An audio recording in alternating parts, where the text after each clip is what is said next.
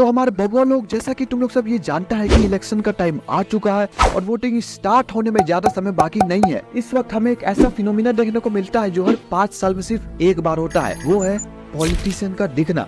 यानी इस वक्त आपके शहर के गलियों में ऐसे पॉलिटिशियन देखने को मिलेंगे जिनको उस जगह का शायद नाम भी पता ना हो, क्योंकि इन्हें पब्लिक से क्या ही मतलब, इन्हें तो बस उन्हें झूठ बोल के अपना वोट निकलवाना है। इलेक्शन खत्म होने के बाद ये लोग इस भालू की तरह बिल में छुप जाते हैं, फिर इनका कोई अता पता रहता नहीं। भले ये करोड़ों का घोटाला तो उसके बाद भी करते हैं, क्योंकि ये देश को लूटने में इनका बहुत बड़ा योगदान रहता है। आप लोगों को ये बता दें कि इस पूरी दुनिया में सबसे ज्यादा यंगस्टर्स हमारे भारत में है और इनमें से 50% से भी ज्यादा लोग सोशल मीडिया पे दिखावा करते हैं, 2 कौड़ी के गैंगस्टर वाले स्टोरी डालते हैं। अगर कहीं कोई पॉलिटिशियन आ जाए तो जिनको कोई काम धंधा नहीं होता वो इनके पास जाके फोटो खिंचा लेता है, फिर फोटो खिंचाने के बाद पूरा जिला का प्रशासन इनका हो जाता है और जो लोग बच जाते हैं उनका प्यार में मेरी तरह तो वैसे ही कट रहा है। तो आज की इस वीडियो में हम ये डिस्कस करेंगे कि 2024 इलेक्शन में किस पार्टी की जीतने के चांसेस सबसे ज्यादा है। जो हमारे इंडिया में 2 मेजर अलायंस, एक इंडिया अलायंस और दूसरा एनडीए अलायंस, इनमें से किसके चांसेस सबसे ज्यादा है, क्या उसके प्रोस है क्या कौन से, चलिए इस सब के बारे में डिस्कस करेंगे। वीडियो के लास्ट मैं आपको इलेक्शन के कुछ अपडेट्स भी बताऊंगा, तो वीडियो को लास्ट तक पूरा देखना। 18 जुलाई 2023 को 26 पॉलिटिकल पार्टीज ने साथ में मिलकर एक अलायंस इंडिया फॉर्म किया, जिनका मोटिव सिर्फ एक था, मोदी को हराना। तो हमारे बबुआ लोग जरा सोच के देखो कि बीजेपी को हराने के लिए इन लोगों ने अपनी खुद की अलायंस बनाई, यानी बीजेपी को लगातार जीतते हुए देख कर इन लोगों की आंख सह नहीं पा रही है। लेकिन गाइस यहाँ पर आप लोग ये मत सोचना कि मैं किसी गवर्नमेंट को सपोर्ट कर रहा हूँ। I am not a Dalal of BJP. मैं जो बोल रहा हूँ वो फैक्ट्स और डेटा के बेसिस पर ही बोल रहा हूँ। दिल्ली में भी एनडीए अलायंस की मीटिंग हुई, जिनका सिर्फ एक गोल था, मोदी को किसी भी हालत में इस इलेक्शन में जिताना है। इसका मतलब 2024 के इलेक्शन में इन दोनों अलायंस के बीच हमें जबरदस्त मुकाबला देखने को मिलेगा। जब इंडिया अलायंस के मेंबर्स ने मीटिंग की तो उन्होंने कुछ रिजोल्यूशन बनाए, जिसमें से एक ये था कि central agencies like CBI and ED को अपोजिशन लीडर्स पे मिसयूज करने से रोकना, क्योंकि इन सेंट्रल एजेंसीज की 95% इन्वेस्टिगेशन अपोजिशन लीडर पर ही हो रहा है, जो हमें अब देखने को मिल रहा है। अब इन दोनों अलायंस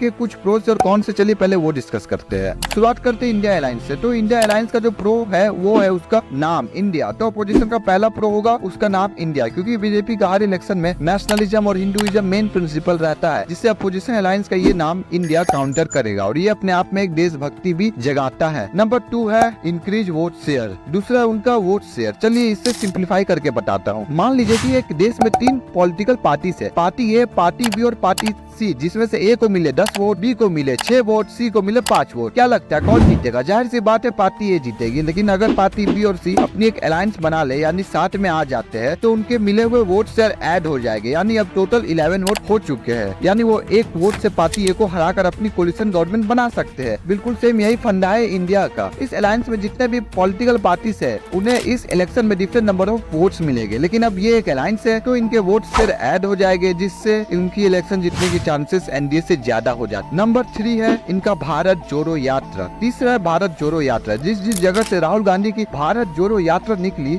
उनमें से कुछ जगह पर उनका डोमिनेंस काफी अच्छा देखने को मिल रहा है, लेकिन इसका मतलब ये नहीं है कि वो जीत सकते हैं। खैर अब इसका इलेक्शन में क्या इम्पैक्ट पड़ता है ये तो हम लोग को इलेक्शन खत्म होने के बाद ही पता चलेगा। तो ये सारी थी इनकी मेजर एडवांटेजेस। चलिए अब थोड़ा इनके डिसएडवांटेजेस पर भी नजर डालते हैं। तो इनका पहला डिसएडवांटेज है नो कैंडिडेट फॉर पीएम। तो इनकी जो सबसे मेजर प्रॉब्लम अपन को दिखाई देती है वो ये है कि इन्होंने अब तक अपना कोई भी पीएम कैंडिडेट सेलेक्ट नहीं किया है। मान लीजिए कि इनकी गवर्नमेंट जीत जाती है, लेकिन अब अगर इन्होंने कोई अपना पीएम कैंडिडेट ही सेलेक्ट नहीं किया होगा तो पार्टीज में इसके वजह से आने वाले समय में काफी सारी कॉन्फ्लिक्ट हमें देखने को मिल सकती है। इसके काफी सारे कारण है, जैसे कि अगर किसी एक को इन्होंने पीएम कैंडिडेट के लिए सेलेक्ट कर भी लिया तो जो इनके अलायंस में बड़े बड़े पॉलिटिकल लीडर्स है वो बुरा मान जाएंगे। नंबर 2 है लैक ऑफ लीडरशिप। अब भाई लोग इन लोगों को इलेक्शन लड़नी है, लेकिन कांग्रेस जैसे पार्टीज के पास कोई अच्छा लीडर ही नहीं है, क्योंकि पिछले कुछ सालों से इन्हें काफी जगह हार का सामना करना पड़ रहा है। लीडरशिप की काफी कमी है। बीजेपी के पास मोदी और अमित शाह जैसे बड़े बड़े लीडर्स है जो पार्टी को अच्छे से लीड करना जानते हैं।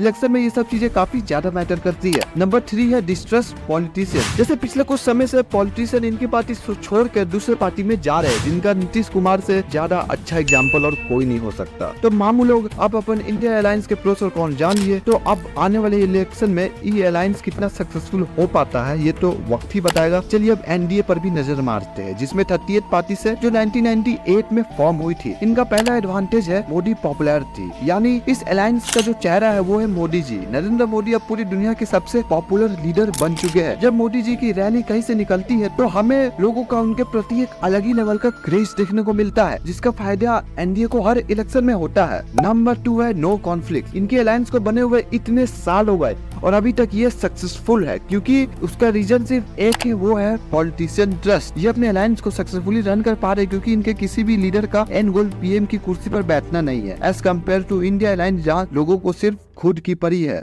भगवान लोग, तो चलो अब हम लोग इनके कुछ डिसएडवांटेजेस पर भी नजर डालते हैं। नंबर 1 है ओनली डिपेंडेंसी और मोदी। जहाँ इंडिया के पास अपने मल्टीपल लीडर्स है जिनका डोमिनेंस काफी अच्छा है कुछ कुछ जगह पे, वहीं दूसरी ओर एनडीए के पास सिर्फ स्ट्रॉन्ग लीडर में एक है, वो है मोदी जी। इसमें कोई शक नहीं कि मोदी जी का इन्फ्लुएंस काफी अच्छा है, लेकिन हर वक्त सिर्फ एक लीडर पे डिपेंडेंट रहना ये अपन को उतना सही नहीं लगता। आपके क्या राय है कमेंट करके बताना।